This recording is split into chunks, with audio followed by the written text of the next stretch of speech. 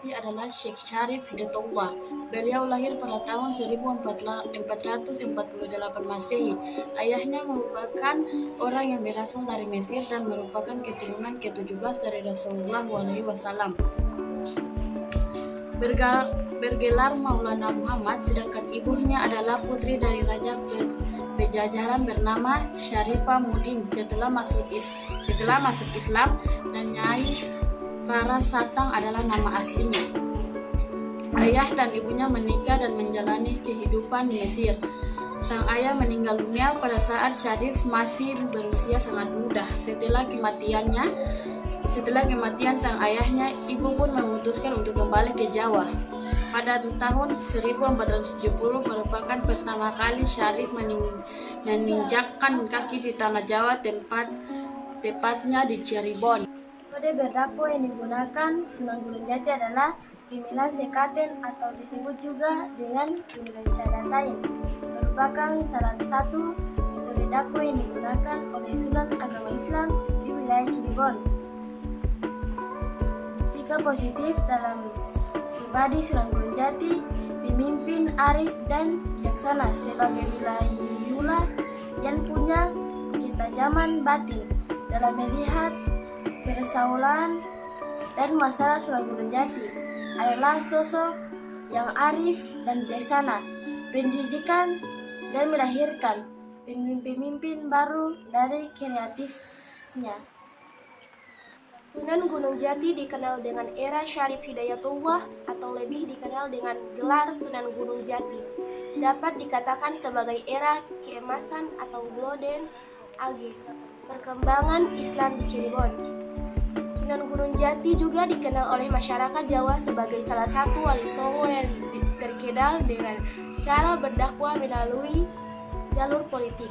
Beliau lahir pada tahun 1448 dari pasangan Syarif Abdullah Umadat Tatuin bin Ali Nurul Alam dengan Nyai Rara Santang yang merupakan putri dari Sri Baduga Maharaja Rubah Silawani.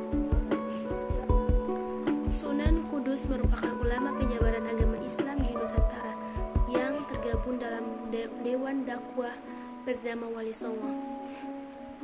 Nama lengkapnya adalah Jafar Shadiq. Beliau adalah putra Syahidin Utsman Haji dengan Siti Syarif. Sunan Kudus lahir pada tanggal 9 September 1400 di Kesultanan Utsmaniyah. Sunan Kudus meninggal pada tanggal 5 Mei 1550 di Kabupaten Kudus. Metode yang digunakan Sunan Kudus untuk berdakwah adalah mengajarkan cara penyebaran agama Islam melalui toleransi. Menara Kudus adalah salah satu buktinya.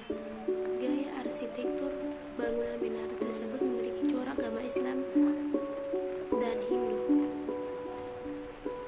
Tidak hanya itu, Sunan Kudus juga meminta agar masyarakat Kudus tidak menyembelih sapi pada perayaan Idul Adha. Sunan Kudus juga menerapkan metode dakwah bilhal atau perbuatan nyata dalam penyebaran agama Islam di wilayah Jawa Tengah.